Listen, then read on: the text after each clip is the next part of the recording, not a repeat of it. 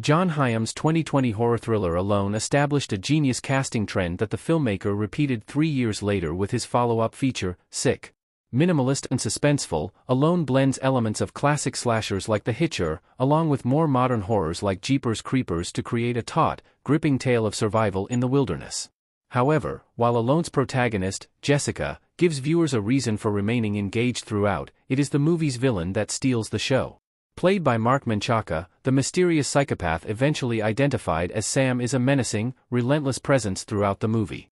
Initially tracking Jessica down in his SUV, he reveals himself to be a remorseless hunter, seeing his torment of Jessica as more like sport than anything more sinister.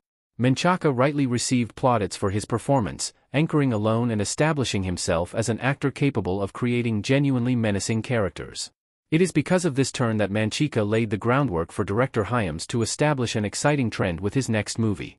Mark Menchaca played the killer again in John Hyams' 2023 horror movie Sick. After impressing as Sam, Mark Menchaca collaborated with John Hyams once again in the director's 2023 project Sick, turning in another performance as a killer. In the later film, Menchaca's character is motivated by grief over the death of his son, rather than simple psychopathy. Nevertheless, by recasting him as a killer, Hyams has helped to establish Menchaca as an exciting new presence in horror. There are some notable differences between Menchaca's killers in Alone and Sick. Most significantly, his Sick character is part of a husband and wife team of killers exacting revenge. However, while this motivation makes the character arguably more relatable, there's no doubt that Menchaca remains a genuinely menacing presence. In both movies, Menchaca's characters are far removed from the hulking, monstrous villains of other slashers like Jason Voorhees or Leatherface. In fact, because he looks so normal, Menchaca's villains are even more unnerving, highlighting just how clever it was of Hyams to cast him twice. Alone and Sick's success proves Mark Menchaca and John Hyams need to make another horror movie. Alone, 2020, Jessica holding a phone and looking scared. While Mark Menchaca's villainous roles in Alone and Sick are major selling points for both movies, the two films' other strengths demonstrate that their success is not solely down to the actor. Alone sits at an impressive 91% on Rotten Tomatoes, while Sick ranks at 87%.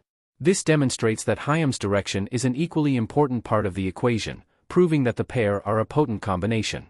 Given this sustained success, it makes perfect sense for Hyams and Menchaca to pursue future horror projects together.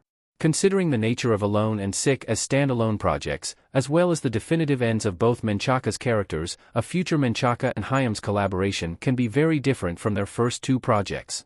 However, it's clear from Menchaca's performances and the success of both movies that not working together would waste a great team.